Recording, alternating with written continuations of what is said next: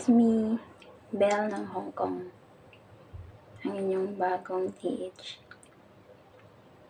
Yes. Sa ngayon, pangatlong araw ko na.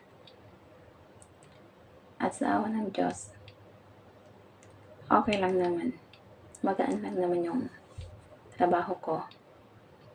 At ito, yung pinirmahan ko, may kasama ako sa kwarto. Pero pagdating ko dito, solo ko yung kwarto. Kaya thanks God.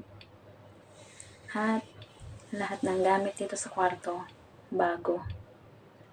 Yes, bago lahat ang binigyan nilang gamit.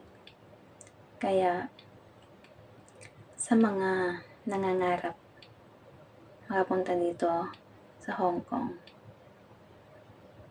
dasal lang.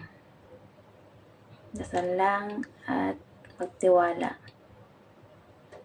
At antayin mo ang iyong tamang panahon. Kasi ako dati, akala ko wala na akong chance para makapunta dito, pero here I am.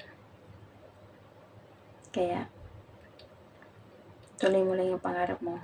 Samahan mo ng dasal. At syempre, gawa. Kung ano yung palagay mo na ano bang tawag nito? Try mong mag-walk-in. Kung may chance ka, kung wala, try mo online. Kasi lahat yan pinagdaanan ko. Nag-walk-in ako ng pabalik-balik ng Maynila. Nang hindi makapasa, trinay ko lahat ng inaakala kong legit na online. Doon ako nag-apply. Sa awa ng Diyos, siya mismo,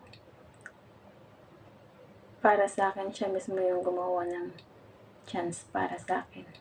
Kasi hindi ko inaakala na makukuha ko ng Cheers Agency.